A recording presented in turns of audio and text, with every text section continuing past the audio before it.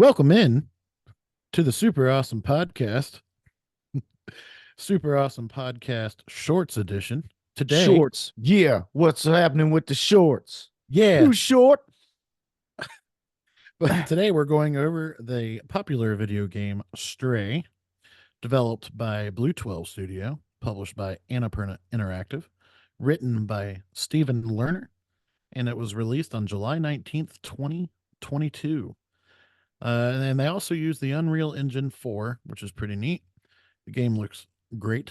And development for this game began back in 2015, but they had some hurdles along the way, and that's what led to the late release. And do you have any fun facts, Captain? Not really. Say this game is close to perfect as it can get. I was gonna make that joke at the end for our review section. You some bitch stole it from me. But okay, the city for this game is Well, actually, I inspired do have a by. fun fact. Ooh, let's hear it. Okay, well, it's a fact about orange cats. All right. Hmm. So 9 out of 10 cats. No, well, 9 out of 10 orange cats are male. Um, and it's a genetic DNA thing. So if you want a female orange tabby, you have to have a male and a female breed to get a female. But to get a male orange tabby, you just need one orange cat in the mix, and then you can get a male orange cat. So the female orange tabbies are a lot more rare. And I had a cat that looked a lot like this cat, and then I got rid of him or her. I got rid of both of them. I had an orange tabby and a calico, and I put them in a burlap sack and tossed them in a river. That's a joke for anybody out there listening. Don't take my shit serious. Wow, what a roller coaster that just went on. Learned about how to get a female tabby, orange cat, to tragedy. Yeah. But but facts for this game. City was inspired by Kowloon walled city in China, and the developers described it as a perfect place for cats to run around. Uh, don't have a lot of history on that city other than it was for wartime, and I believe they demolished it a long time ago. This game won PlayStation Game of the Year and was nominated for 6 awards at the Game Awards, winning Best Indie Game and Best Debut Indie Game. And it also has a film in the works. A film. Yeah, it didn't really do a deep dive on that, but apparently they have a film in the works. I didn't see anything about that. But yeah, Who's gonna be the starring role? I don't know. Some cat that they're gonna train. Orange cat. Yeah. So speaking of my God, I hate doing that. Um again. Immediately do it again. But anyway, what are your opening thoughts on this game before I dive into the plot? uh, uh, the I played this game because of you. You're like, you should check it out. I forget how the game's only like you still have to pay for it. It's like $20 or something. It's a very cheap game, yeah. And it's you're like a little adventure puzzle game, and you get to run around and do cat things. And I was like, at first I was like, really? Like I thought at first I was like, do you just run around and are literally just doing cat things the whole fucking time? But like, no, it's actually platformery, puzzly, adventure-y, little bit of action in there. And I think my first initial thoughts was that the game actually looks really good. Um, and yeah, I mean overall, it's a pretty entertaining game. Not very long.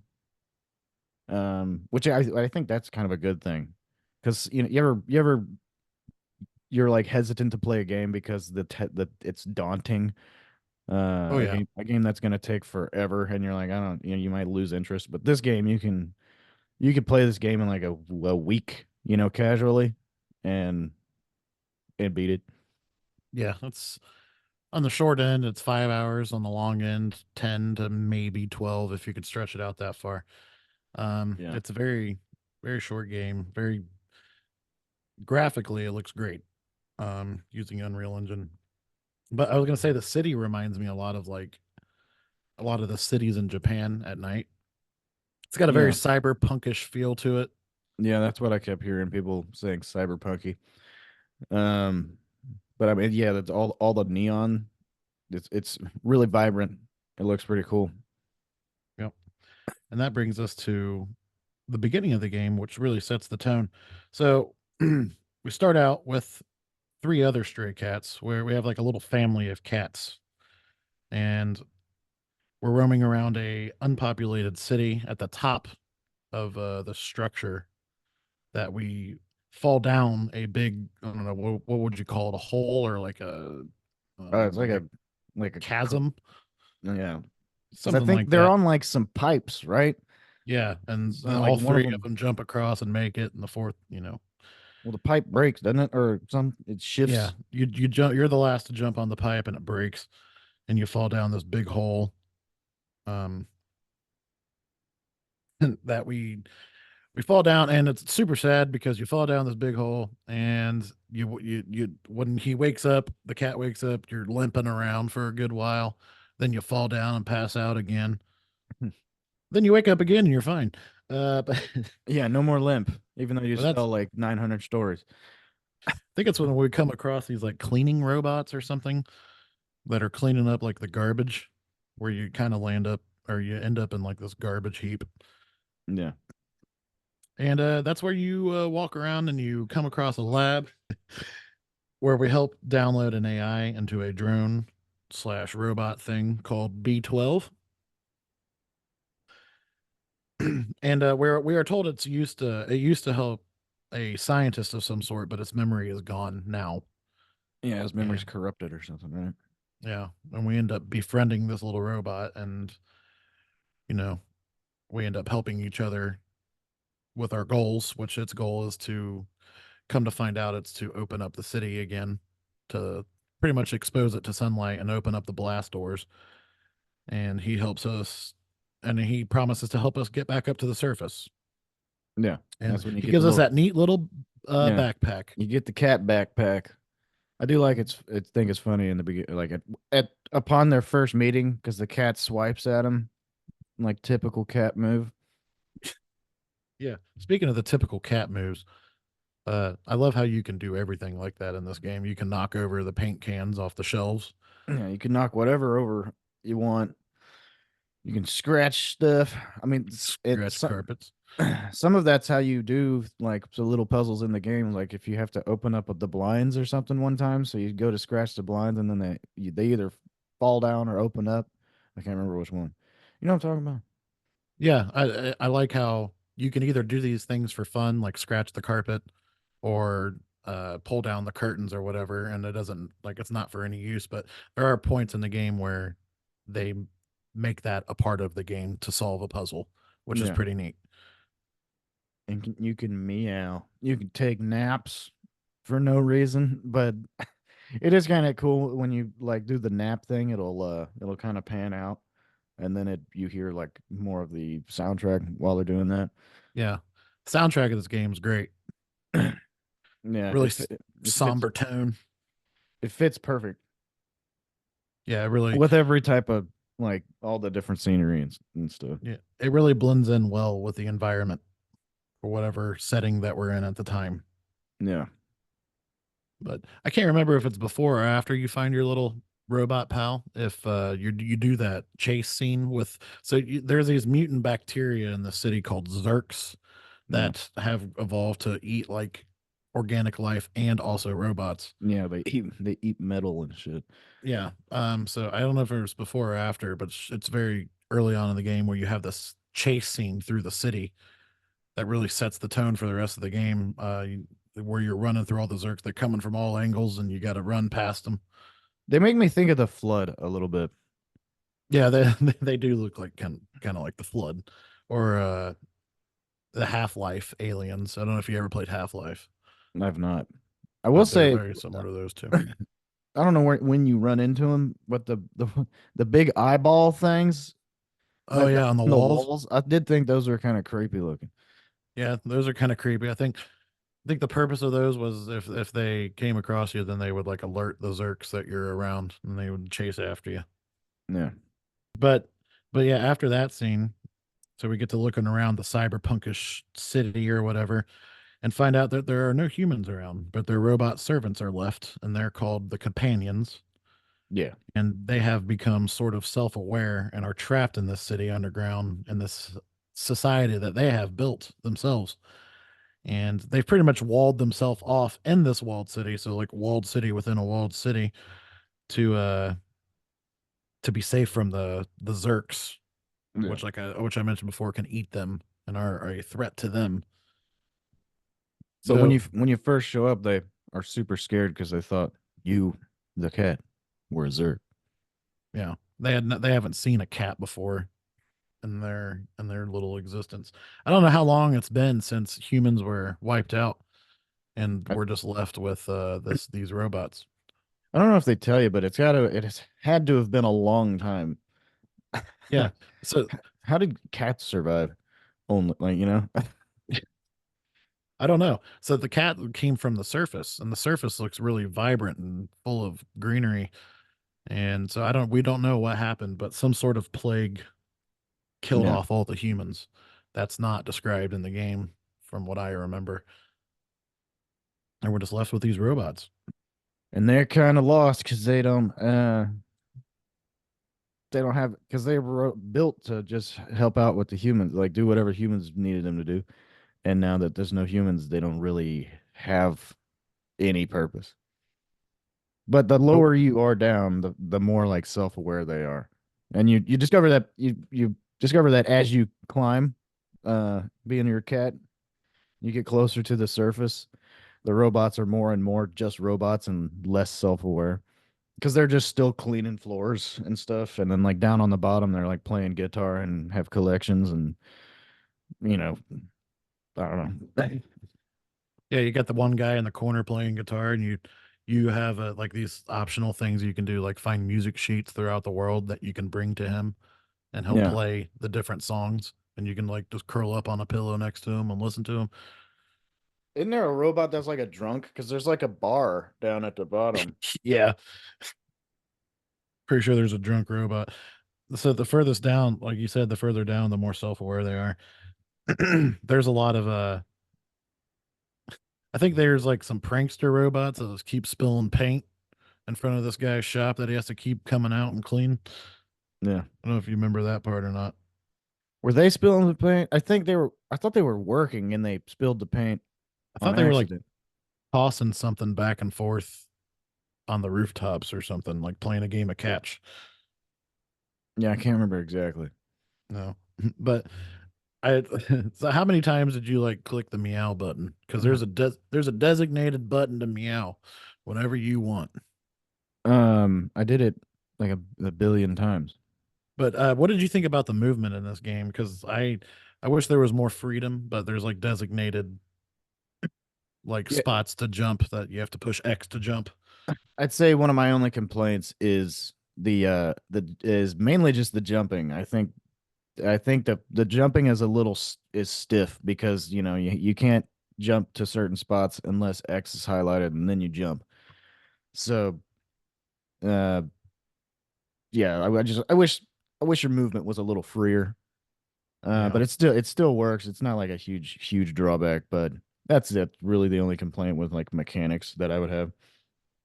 But as to progress the story along, we meet Momo, a member of a group called the Outsiders, whose goal is to find a way to the surface, and he helps lead us through some of the city as we meet the next outsider, Clementine, who plans to steal a battery to power a train leading to the surface. But that's when we come across the Sentinels, which is a like a They're like police force. cops, yeah. Yeah, but they're robots. Uh, who end up catching us, which Clementine stays behind to distract while we escape the prison and take the subway to the city control center, which where B12 gets his memory back, and we find out that he was actually a scientist who uploaded himself into the robot, a human scientist that uploaded himself into the robot, but it went wrong until we got there and helped him out, which was he was around at the beginning to lead us to him, Yeah. to help fix him. And that's where we find out that the city is called the Walled City 99. And it was there to protect the humans from some sort of catastrophe on the surface, but some sort of plague wiped everybody out, as I mentioned before. But that leads us to before I say anything else, what did you think of the overall like story of this game? I think the story is actually pretty interesting. I think the story is driven. Most of the story is about B12, not so much the cat. Yeah, the cat wants to get back to the surface, but it seems like the cat could, take it or leave it when it comes to getting back to the surface. Because the cat, isn't like, oh my God, where'd my friends go? The cat's just doing cat things now, but in a different area. But B12's like, yeah, we got to open up this shit and make it happen and open up, get back to the surface. But then all the while you're slowly uncovering more and more of like B12's memories. Like he sees pictures, like you uncover photographs and things, and it starts to piece together. Like you're like, wait a minute, this guy is like a human or something. And then you find out all the way that he is a human. And yeah, I think B12 really ties the whole thing together, and makes it a much more interesting type of game. Because Yeah, that's what I agreed. was afraid of. I thought I was like, oh, you just run around as a cat. Like, what do you do? Like, go jump and collect cans of cat food, and it's like, yay, you won. I was like, I wasn't expecting to be like a pretty in depth sci-fi type of story, um, which I was pleasantly surprised. Yeah, a lot deeper of a game than you might think. You're not just a cat. There's a Yeah, nice little story to go along with it. and I love B12. B12 is cool. Yeah, you end up like kind of bonding with B12 as you go on throughout the game and kind of, you know, I like B12. Yeah, you develop an attachment for B12, which makes it all that much more terrible. And At the that end. leads us to the ending where B12 realizes that he needs to override himself to open up the blast doors and expose the sun back to the city. And it's a real sad scene because after he does it, he just kind of falls to the ground, and your little cat curls up next to him and lays down to next to him. Pretty sad. Yeah, I was annoyed at how sad I was at that part. I was like, no. Our little robot buddy, he's like, I'm sorry, I can't go to the surface with you, little kitty. But yeah, very sad ending to the game. But we end up walking up the staircase. It's full of just like overgrown like grass, weeds, whatever. And we get to the top of the stairs, and the cat turns around, takes one last look at the where he just came from, and turns around again, looks at the bright new world that he's leaving into now. And then, but at the end, there's a screen that flickers. So I'm just wondering if that's just like a little piece of B12 that still might be around. Maybe some of B12 got like uploaded onto the control panel or something. Yeah, that would be cool. So maybe not quite such a sad ending for B12 after all, but we'll Yeah, never know. it might be a glimmer of hope. But I wanted to mention, uh, I wish that there was some cat customization in this game because I think it'd be sweet to maybe upload your own cat into Yeah, this, you could or have at a least have some mm, options to pick from at the beginning. yeah, if you could put Miss Kitty in there and then do a Miss Kitty adventure, that would be cool. R.I.P. Miss Kitty. R.I.P. Miss Kitty. It was Miss Kitty was my cat that I had for 22 years. Yeah, you can't even And be super upset. She lived 22 years. It's like you know, that's unheard of. Well, I guess it's not completely unheard of, but that's a long time. I loved her. And in fact, here she is, There's Miss Kitty. ashes and all. But yeah, being able to put in like your own cat would be cool because I'm sure that's what everybody would do. Uh, and yeah, I don't know. I think a sequel would be cool. Like if they had a sequel where you could play with multiple people and then do puzzles together, like make a two-player or something. Oh yeah, that would be sweet. That'd be kind of cool. Kind of like It Takes Two, but with two cats. Yeah, something like that. That would be pretty cool. So I wanted to ask one or two questions before we wrapped up. What did you think about the whole, like the silent protagonist aspect of this game? Because you're just a cat. I thought it was cool. I It'd just be think, kind of dumb if like the cat started talking or some shit. right. I mean, I'm just saying overall, the general like aspect of having a silent protagonist is cool because it leaves the surroundings and the story to do it all for you, Yeah. which you have to lean more heavily into that. And I really appreciate that about this game in particular. And I think it forces you to explore more. Like, Yeah. you Hmm. have to. There's no way around it. Yeah. You don't have anybody to tell you what's going on. So you have to find things around the city Yeah. to kind of tell the story for you. Hmm. But that leads us into our super awesome ratings. Captain, what would you rate? What super Uh, awesome rating would you give this game? Super awesome rating for a super awesome Stray Cat game. I would give it. I'd probably give this game. I'd give it pretty high, maybe like a 8.8. I don't know if it's 9 quality, but 8 point. I give it a high 8. High eight. What do you think the replayability is of this game? I think it's up there. Um, I'm not gonna play it for a moment, but I'd play it again. It's a fun puzzle game. Some of the puzzles Yeah. can get kind of tough too. Yeah, and also it's short enough to kind of play through again. I actually, since we've been doing this episode, I kind of wanted to replay it because I haven't played it in a while. Yeah, I played it But like last year or something.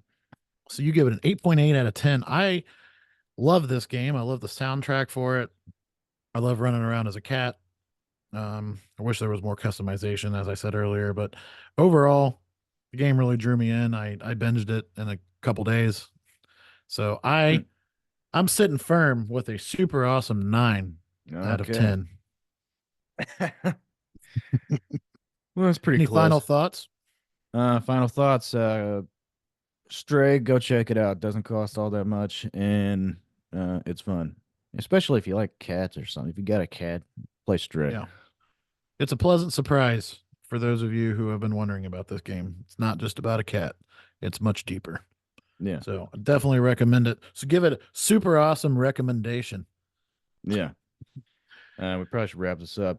But yeah, that does it for the super awesome podcast shorts. Go follow us on Instagram, TikTok, Facebook, YouTube at Super Awesome Pod or Super Awesome Podcast. And that will do it for Super Awesome Podcast. All Captain. right. Super awesome salutations or whatever you want to say. We're gonna close out here.